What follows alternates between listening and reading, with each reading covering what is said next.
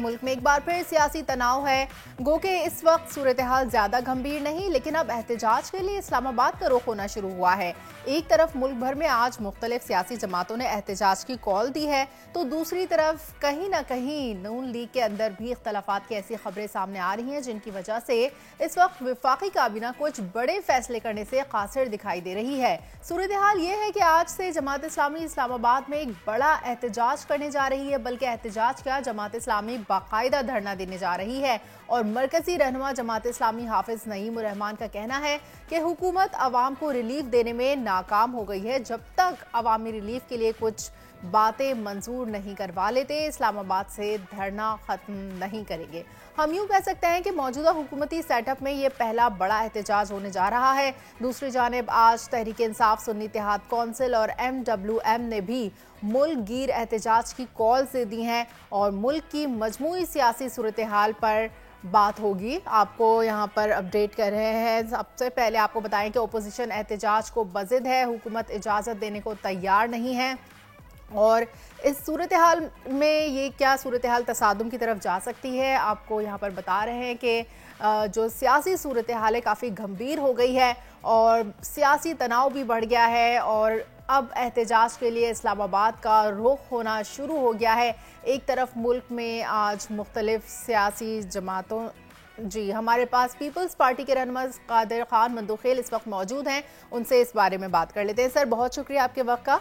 पाकिस्तान की बैकबोन पाकिस्तान के ताजिर हैं, सियासी हालात पर बाद में गुफ्तगू कर लेते हैं, लेकिन पहले ये बताएं कि ताजरों को कैसे राजी करेंगे आप। बिजली की कीमतों और दीगर मसाइल पर ताजरों का एक ग्रुप सुप्रीम कोर्ट जा रहा है, दूसरा ग्रुप हड़ताल की धमकियां दे रहा है, छोटे ताजरों ने काम बंद कर दिए हैं। ओवरऑल सूरत हाल कैसे संभालेगी नून लीग? बहुत शुक्रिया। देखिए, आप पिछले वजीर खजाना का देख लें, जो आदाद शुमार एक तरफ आपको मैं बता रहा हूँ कि 33 लाख दुकानों में सिर्फ 3 लाख जो दुकान है वो टैक्स दे रहे हैं। अब यहाँ सूरत हाल ये है कि आप बिजली भी चोरी के इस्तेमाल करें, टैक्स भी न दे, सामान भी आप अफगानिस्तान के जरिए मंगाए, तो फिर ये सब कुछ तो नहीं हो सकता है। आप देख रहे हैं, अगर बरतानिया, अमेरिका, कनाडा आप देख ले, वहाँ 48% टैक्स देते हैं, यानी रुपए में 8 आने वो टैक्स देते हैं। हमारे यहाँ रुपए में था, रुपए में तो 1 टका भी टैक्स नहीं देते हैं। और फिर अभी जो दुकानों के ऊपर लगा है कि 100 रुपए से लेके 10,000 तक जो है ना वो टैक्स होगा फिक्स। अब आप मुझे बताओ, यकीनन जो छोटा दुकानदार है, 100 रुपए की क्या औकात है एक महीने के लिए। तो मैं ये समझ रहा हूँ कि कारोबारी लोगों को भी ये सोचना चाहिए कि ये मुल्क चलता है टैक्स से। मुल्क IMF के, वर्ल्ड बैंक के, इनके कर्जों से नहीं चला जाता है।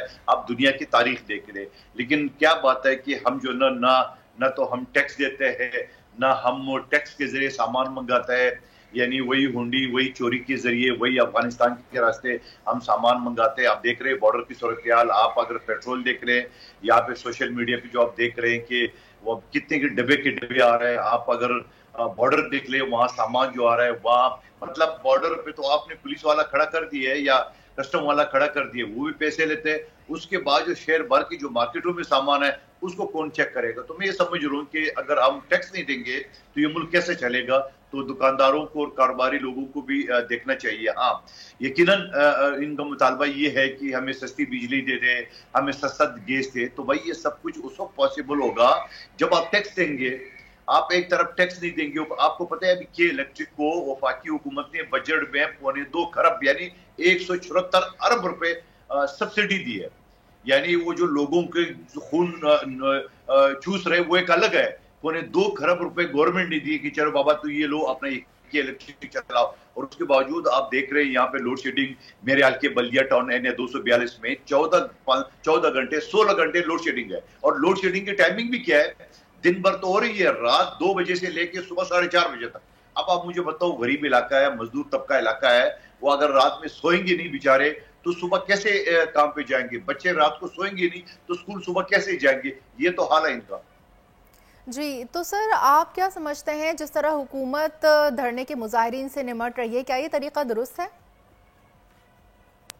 नहीं, बिल्कुल दुरुस्त नहीं है। आइन के फंडामेंटल राइट्स है 8 से 28 से कोई भी पाकिस्तानी गूगल में, उर्दू में, इंग्लिश में हर तरह से चेक कर सकते हैं कि इजलास का, जलसे जुलूस का, इन सब आदि है। मगर माजी में हमने देखा जिस आज़ादी को अगर आप 9 मई का देख लें कि 9 मई का जिस तरह एहतजाज दिया गया है, या फिर अभी बनू का एहतजाज आप देख लें, तो इस तरह तो एहतजाज तो मुअज़्ज़ब माशरे में तो नहीं होता है ना। आप एहतजाज जरूर करें। अगर आप यूरोप का देख ले, आपने भी देखा होगा, आप गए भी होंगे, आप यूरोप में एक ट्रैक पे अगर एहतजाज हो रहा है, दूसरा ट्रैक खाली है। हमारे यहाँ तो अगर 20 आदमी है तो दोनों ट्रैक बंद कर लेते हैं, गाड़ी आर पार खड़ी कर देते हैं ताकि कोई, तो ये तरीका तो नहीं होता है। यकीनन हुकूमत को इजाजत देनी चाहिए, लेकिन इजाजत के साथ साथ जो है ना, यहाँ पे मैं एक चीज ये कहूंगा कि अब वो जो अदालत है इस्लामाबाद हाई कोर्ट, उसने इजाजत दी है, तो मैं ये समझ रहा हूँ कि अगर अगर कुछ हुआ, खुदा न खास्ता अल्लाह न करे, तो सबकी जिम्मेदारी इस्लामाबाद हाई कोर्ट के ऊपर होगी। क्योंकि हुकूमत अगर पाबंदी लगाती है तो इस वजह से ताकि वो तोड़ फोड़ और जिस तरह 9 मई को वो इस तरह नहीं हो, और बीच में से इस्लामाबाद हाई कोर्ट कहते हैं नहीं जी आप जलसा करने दे, तो मैं फिर पूरा कहता हूँ पूरे की पूरी जिम्मेदारी फिर इस्लामाबाद हाई कोर्ट की होगी। अच्छा, आप लोग इत्तेहादी हैं, पीपल्स पार्टी से क्या हुकूमत कोई मशवरे नहीं ले रही? नहीं, बिल्कुल नहीं ले रहे हैं। आप बजट का देख लें कि बजट में हमसे मुशावरत नहीं की गई है, फिर उसके बाद जाके पीटीआई के ऊपर पाबंदी या आर्टिकल 6 लगाने की हमसे बिल्कुल मशावरत नहीं की गई। हुकूमत पहले काम करती है और उसके बाद जाके किसी झूठे वजीरों के जरिए बयान दिला देते हैं कि पीपल्स पार्टी ऑन बोर्ड है, तो ऐसा कोई ऑन बोर्ड नहीं है। और आपने माजी की मीटिंग और ये सारी चीजें देखी भी होंगी कि पीपल्स पार्टी से मुशावरत नहीं की। हमने मजबूरी में नून लीग का साथ दिया है, नहीं तो हमारा दिल आज भी नहीं चाह रहा है कि हम उसका साथ दे दें। हमने पीटीआई को जो सबसे बड़ी पार्टी थी चाहे आजाद की हैसियत से, उसको हमने ऑफर की है, उन्हें ऑफर टिकरा दिया है। हम खुद अकेले में वफाकी हुकूमत बना नहीं सकते थे, लिहाजा हमारी मजबूरी है, लेकिन मजबूरी ऐसे भी नहीं है कि हम इनके सारे काले सफेद के जो है ना साथ देंगे। अच्छे काम करेंगे तो हम साथ देंगे, गलत काम करेंगे तो पीपल्स पार्टी जो है ना अपना कंधा जो है ना उठा के धड़ाम से जो मुंह के बल गिरेंगे, ये हुकूमत गिर जाएगी। बिल्कुल सही बात की आपने। सर, इत्तलात यह है कि तहरीक इंसाफ भी मुल्क गिर एहतजाज शुरू करने जा रही है, ऐसा हो जाता है तो इससे कैसे निपटा जाएगा? ये बिल्कुल ड्रामाबाजी है तहरीक इंसाफ की मौजूदा क़यादत का। ये कोई एमएनए बना है, कोई एमपीए बना है, कोई तर्जुमान बना है। ये चाहते नहीं है कि इमरान खान साहब जो है ना वो जेल से बाहर आ जाए। मैं वकील आपको मैं बता दूं, कानून इंसदाद दहशतगर्दी का 1997 का कानून ये है कि जो मुकदमा दहशतगर्दी की अदालत में चलेगा वो 1 हफ्ते के अंदर उसका डिस्पोजल होगा, यानी या सजा या बरी। अभी 1.25 साल हो गए, ये अभी पीछी खेल रहे। आप क्यों दरखास्त नहीं देते? जैसा आपने इदत वाले केस में इस्लामाबाद हाई कोर्ट में दरखास्त दी है कि जज साहब फैसला कर ले 15 दिन के अंदर, तो वो फिर आपने ऑर्डर दिला दी है। फिर 9 मई के जो केसेस है, जो 1.25 साल से लोग जेल में बंद है, मैं नहीं कहता हूँ सारे बेगुनाह गुनहगार है, बेगुनाह भी होंगे, लेकिन जो गुनहगार है उनको तो सजा मिले, मगर जो बेगुनाह है वो क्यों पड़े हुए 1.25 साल से जेल में? मैं ये समझ रहा हूँ कि इनकी जो नायल क़यादत है मौजूदा, आप देख रहे हैं, मैं ये नहीं कह रहा हूँ शेर अफजल मरवत की बातें सुन ले, उनकी दूसरे वो शंदाना गुलजार साहबा की बातें सुन ले, अफरीदी साहब की बातें सुन ले, वो सब यही कहते हैं। सवाल ये है कि मैं एक वकील की हैसियत से कहता हूं कि अगर चालान 14 दिन के अंदर नहीं आता है तो 173 सीआरपीसी की दरखास्त दी जाती है, मजिस्ट्रेट डायरेक्ट हुक्म करता है, आप वो नहीं कर रहे हैं। आप जो है ना अर्जेंट हेयरिंग की दरखास्त नहीं दे रहे हो। 1 हफ्ते का टोटल उसका टाइम है, यानी पूरा केस 1 हफ्ते में। आप देख रहे बरतानिया में जो पिछले सालों में जलाओ गिरा का वाकया हुआ, 48 घंटे में मुलजिमान गिरफ्तार भी हो गए थे, तफ्तीश भी हो गया और सजाएं भी हो गई या बरी भी हो गए। तो मैं ये समझ रहा हूँ हमारे यहाँ भी ये कानून मौजूद है, तो जब कानून मौजूद है तो ये वकील सारे दिन टॉक शो में क्या कर रहे हैं? जाए अदालतों में केस लड़े, और इनको तो कोई जानता नहीं था पहले, और अब जाके हर आदमी लीडर बना हुआ है, हर आदमी हीरो बना हुआ है। तो मैं ये समझ रहा हूँ इमरान खान साहब को इन टॉक शो में, इन एहतजाजों में, अब देख रहे भूख हड़ताल की एक निराला, दोपहर का खाना खा लो, नमाज पढ़ो, 3 बजे बैठ जाओ, शाम को हाई टी से पहले जो है ना उसको खत्म किया जाए, और वो भी नेशनल असेंबली के एयर कंडीशन लॉबी में। अब मुझे बताओ, ये मजाक नहीं है? ये कारकुनों के साथ मजाक नहीं करें ये अपनी, और फिर उसी 2-3 घंटे में जो बैठे में एयर कंडीशन में, वो भी सेल्फी बन रही है, वो भी टिकटॉक बन रहा है, वो भी मीडिया से टॉक हो रही है। तो मैं ये समझ रहा हूँ इस्लामाबाद का अपने नेशनल असेंबली का लॉबी देखा होगा, वो फुली एयर कंडीशन है। जब एयर कंडीशन है उसमें आप 3 घंटे बैठेंगे खाना वाना खा के, नमाज वमाज पढ़ के, तो ये कौन सा भूख हड़ताल हो? या भूख हड़ताल है तो जाके आप बैठ जाए और बोले कुछ नहीं खाना है, और मीडिया के सामने भूख हड़ताल कर ले। बिल्कुल।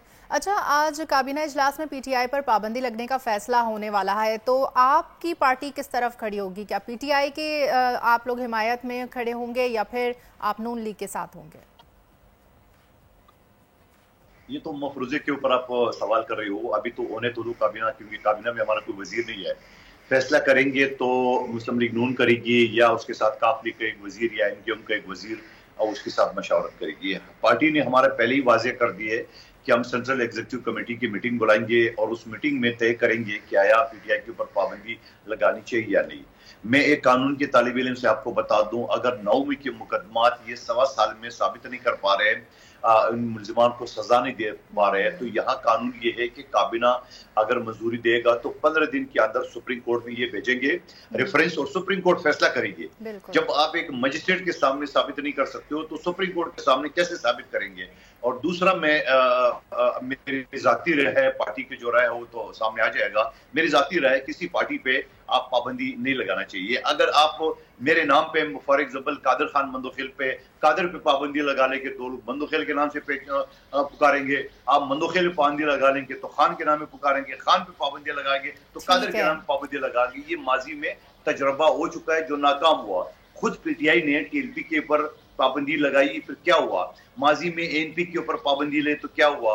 माजी में जो है ना वो सुन्नी तहरीक और दूसरी सियासी मजहबी पार्टियों में पाबंदी लगाए तो क्या हुआ। तो मैं ये समझ रहा हूँ कि हमें सियासत में, सियासी मैदान में सियासी मुखालिफ के साथ जो है ना वो मुकाबला करना चाहिए। बिल्कुल ओपोजिशन पार्टी को भी खुलकर खेलने का मौका देना चाहिए। आपका ख्याल बिल्कुल दुरुस्त है, पीटीआई पर पाबंदी नहीं लगनी चाहिए और ओपोजिशन को भी खुलकर खेलने का मौका देना चाहिए। बहुत शुक्रिया। रहनुमा पीपल्स पार्टी मंदोखेल हमारे साथ थे।